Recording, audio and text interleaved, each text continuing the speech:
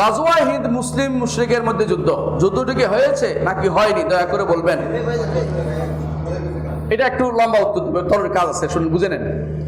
আমাদের সমাজে দুই শ্রেণীর মানুষ আছে। এক শ্রেণীর মানুষ হচ্ছে হতাশ, আরেক শ্রেণীর মানুষ হচ্ছে উদ্যমী। তো উদ্যমী যারা, তারা কাজ করে, দাওয়াতের কাজ করে, তারা খুঁজে বেড়ায় না কোন জিনিসটা কখন হয়ে যাচ্ছে, কখন হবে, এটা খুঁজে বেড়ায় না। যারা হতাশ, তারা খুঁজে বেড়ায়। হতাশ মনে করে যে আমার আর কিছু করা হবে না, এবার যদি কোনো মাহাদি এসে তাহলে আমারে উদ্ধার করতে পারবে। নাউজুবিল্লাহ। মাহাদির অবস্থায় খুঁজতে থাকে তারা। কারো অবস্থায় বসে থাকা ইসলাম বলে না। ইসলাম বলে তোমার যা দায়িত্ব সেটা পালন করো, মাহাদি আসলে আমরা যাবো, দেখবো। এই এক গোষ্ঠী হতাশার মধ্যে লিপ্ত। আরেক গোষ্ঠী আছে, যখন দেখে মুসলমানদের উপর অত্যাচার হচ্ছে, যে এবার বোধহয় আর একটা যুদ্ধ না হয়ে পারে না, তখন একটা যুদ্ধ খুঁজে, কিছুক্ষণ যুদ্ধ খুঁজে, কতক্ষণ বলে সবুজ পাগড়ি, কালো পাগড়ি, অমুকখান থেকে এরকম বের হবে, অমুকখান থেকে বিভিন্ন রকম মিলিয়ে দিয়ে একটা গড় পড়তে একটা বানাই দিছে। কোথায় আখিরাতের হাদিস, দুনিয়ার হাদিস বানাই দিচ্ছে। রাসূলুল্লাহ সাল্লাল্লাহু আলাইহি ওয়াসাল্লাম বলছেন, আমার উম্মত 500 বছর দাঁড়াতে অসুবিধা হবে না, অর্থাৎ ধনীরা হাসরের মাঠে। এটা বলছে টেনে আয় না, এটা বলছে কি দুনিয়া 7,000 বছর, 500 বছর বেশি পাইছে এই উম্মত, অর্থাৎ 1500 বছর। 1500 বছর পার হলে যদি জীবিত থাকে, ওর লোকে ধরিয়ে আনতে হবে, কোথেকে আনছেন উম্মত, এটার মধ্যে শেষ হয়ে যাবে। এই জাতীয় কিছু মানুষ জিনিস বানাইয়া হাদিসের কথাকে বাস্তবে এখনই নিয়ে আসতে হবে, এই চিন্তা বসে থাকে। গাজওয়া হিন্দ এইটা হাদিসে আসছে, কিন্তু কোথাও বলা হয় না যে শেষ জীবনে হবে, অর্থাৎ এই উম্মতের শেষ সময় হবে, সহিহ হাদিসে বর্ণিত হয় নাই। বানোয়াট হাদিসে আসছে, বানোয়াট হাদিসে আমরা দলিল নেই না। এই জন্য গাজওয়া হিন্দ আগেও হয়েছে, প্রথম শুরু হয়েছে মোহাম্মদ বিন কাসিমের সময়, জানেন আপনারা এটা। তারপর মোহাম্মদ ঘুরি করেছে, সুলতান মাহমুদ গজনবী করেছে 17 বার, তারপর করেছে মোহাম্মদ ঘুরি। এরা সবাই যুদ্ধ করেছে। এই যুদ্ধ হয়ে গেছে, এটাই হচ্ছে ইবনে কাসিরের মত, এবং এটাই হচ্ছে সত্যনিষ্ঠ আলেমদের মত। এখন ভারতে হিন্দুস্তানের কষ্ট দেখে আমার আপনার অনেক কিছু মনে হয়, তার সঙ্গে সঙ্গে গাজওয়া হিন্দ নিয়ে এসে ছবি দেখাইয়া কান্নাকাটি করে এই যে জিনিস বের করার কোনো দরকার নেই। যদি আবারও হয়, আবার হইতেও পারে, কিন্তু এটা ওইটা নয় যেটাকে বলা হয়েছে আবু হুরায়রা যেন যেটা সুসংবাদ দিয়েছেন। এখানে হাদিস হচ্ছে অনেকগুলো, 2টা হাদিসের মধ্যে একটা শুদ্ধ আর একটা দুর্বল, আর বাকিগুলি ভালো। যেটা বলা হয়েছে যে যদি আমি, আবু হুরায়রা বলেছেন, যদি আমি গাজওয়া হিন্দ পাই তো আমি মুহাররার, কিন্তু পান নাই তিনি, এর আগেই তিনি মারা গেছেন, আবু হুরায়রা যুদ্ধ পান নাই। হ্যাঁ, আরেকটি বলেছেন সাজি সফওয়ান রাদিয়াল্লাহু আনহু হাদিস, সেখানেও যেটা বলা সেটা কিন্তু শুদ্ধ হাদিস নয়।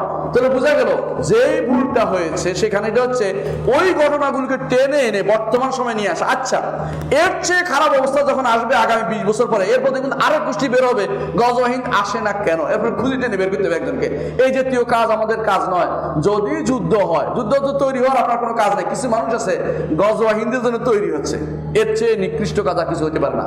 আপনি গাজওয়া হিন্দ তৈরি হবেন না, আপনি কি করবেন? আপনি এখন দাওয়াতের কাজে ব্যয় করবেন। হিন্দি যুদ্ধের জন্য তৈরি হবেন না। যুদ্ধ এখন হাত দিয়ে করে না কেউ, যুদ্ধ মিটারে করে, মেশিনে করে। এবং যুদ্ধ যারা কাজ করে, সেনাবাহিনী করে, যারা এই জাতীয় কাজ দিয়ে আপনাকে বিভ্রান্ত করছে, নিজেরা বিভ্রান্তকারী, আপনাকে বিভ্রান্ত করছে। এর মাধ্যমে শুধু ফিতনা তৈরি বা কিছু হবে না। আপনি দাওয়াতের ফিল্ডে থাকেন, আপনি আল্লাহর পথে মানুষকে দাওয়াত দিতে থাকেন, হকের কথা বলেন, এবং নবীর কথা বলেন, সুন্নতের কথা বলেন, আকীদার কথা বলেন।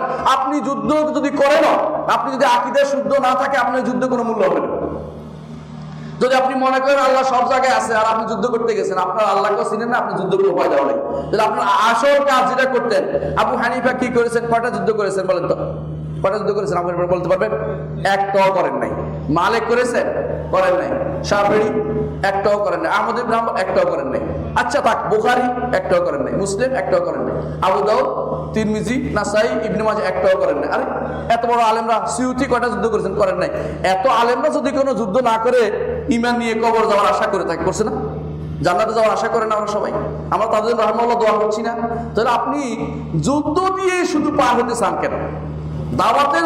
দাওয়াতের ক্ষেত্রে মেইন জিনিস হচ্ছে যুদ্ধ হচ্ছে সর্বশেষ কাজ, তাও সক্ষমতার উপর নির্ভরশীল। সক্ষমতা ব্যক্তিতে হয় না, রাষ্ট্র দিয়ে হয়, এটা বুঝতে হবে। একজন মানুষ একে একে কিছু করতে পারে না। মুহাম্মদ রাসূলুল্লাহ সাল্লাল্লাহু আলাইহি ওয়াসাল্লামের সময় যতক্ষণ পর্যন্ত তিনি সক্ষম হয়েছিলেন না ততক্ষণ পর্যন্ত তিনি কিন্তু যুদ্ধ শুরু করেন নাই। যখন সক্ষম হয়ে গেছেন তখন তিনি মক্কা জয় করেছেন।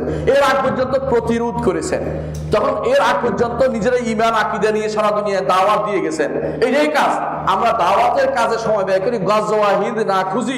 গজওয়া হিন্দ আমরা মনে করি হয়ে গেছে, যদি কেউ মনে করে প্রক্রিয়া চলছে, যদি আবারও হয়, সেটা যখন হবে তখন অবস্থা দেখা যাবে। আগ পর্যন্ত তৈরি হবেন না, কোন রকমের ট্রেনিং এ যাবেন না, কোন রকমের প্রশিক্ষণে যাবেন না, কোন রকমের যে যারা করছে বিভ্রান্ত মনে করবেন এরা ফিতনাবাজ, এরা সমাজের মধ্যে সবচেয়ে সমস্যা তৈরি করাকারী এবং এরা ইসলামের দুশমন ছাড়া কিছু নয়। এদের দিয়ে কি করেছে কিছুদিন আগে জানেন?